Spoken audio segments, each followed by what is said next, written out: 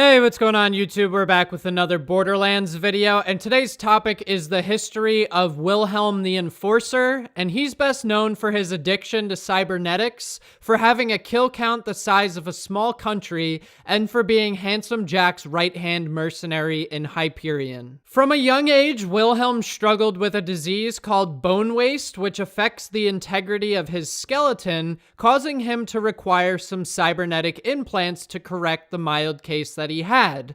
But the problem was that Wilhelm quickly became addicted to the implants. This led to a desire to become a robot in its entirety later in his life. If you look at a picture of Wilhelm around the events of the pre-sequel and compare him to the Wilhelm from the events from Borderlands 2, there's a very significant difference. During the events of the pre-sequel, we find out that Wilhelm is from the planet Hera, and we know that's the same planet where Krieg was working to capture a fugitive back in his sane days. We also know that Wilhelm doesn't have much of a personality due to his many one-word answers, or at the very least his to-the-point responses. Perhaps his personality lends itself well to his work as a mercenary. Wilhelm is actually the galaxy's most famous mercenary, and he is said to have killed enough people to total a small country. Keep in mind that this is before he started working as Jack's right-hand goon. He states that he first got into the mercenary business due to him being a very good fighter in his younger days and his teens. Eventually, his work led him to a new job working for the man that would become Handsome Jack. He made a few $1,000,000 in exchange for his assist in raising Jack to power while helping him open the vault on Elpis. Wilhelm took the job due to the fact that he was having a hard time receiving steady work on the inner planets after he failed to protect a president or an orphanage from being blown up. Wilhelm says that he meant to say orphanage, but it doesn't seem like he's too sure.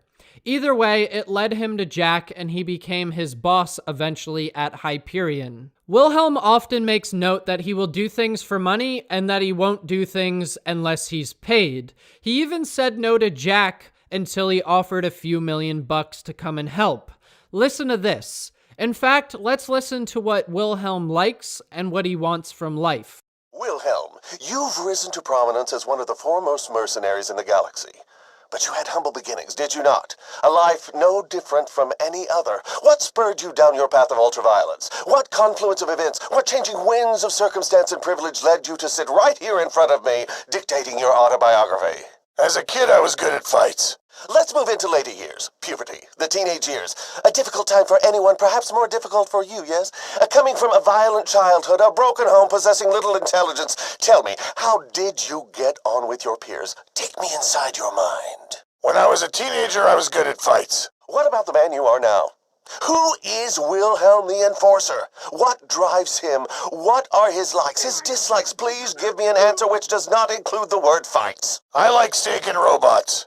This has been an extraordinary waste of time. What's the point of you, Wilhelm? What do you even want out of life? I'm really good at killing people. I want to be a robot. That's pretty weird. When Wilhelm finds those echoes, he states that he feels violated and that nobody was supposed to know that he liked steak. Once Wilhelm became the right hand of Jack, he started to act on his demands, and this led Wilhelm to murdering a whole bunch of refugees on a train to Sanctuary, to torturing Tannis for the vault key with Jack, and he also was instrumental in the attack on New Haven.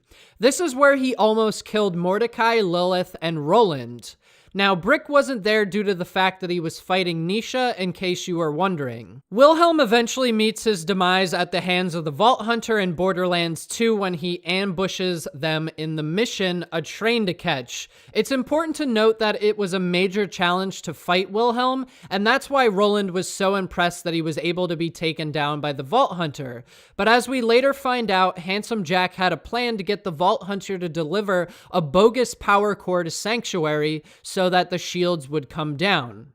In an unused echo for the game, Jack mentions that he had poisoned Wilhelm to make him an easier foe in order to get that power core to Sanctuary. Wilhelm can drop the Logan's gun or the Rolling Thunder upon his defeat. Alright guys, so that was the history of Wilhelm the Enforcer. If you guys liked the video, go ahead and leave a like. If you got something to add, go ahead and drop a comment. And if you guys are into Borderlands, go ahead and subscribe, because this is going to be a big year, man. I really feel like it's going to be a big year for Borderlands, and you don't want to miss out. Thanks for watching. Later.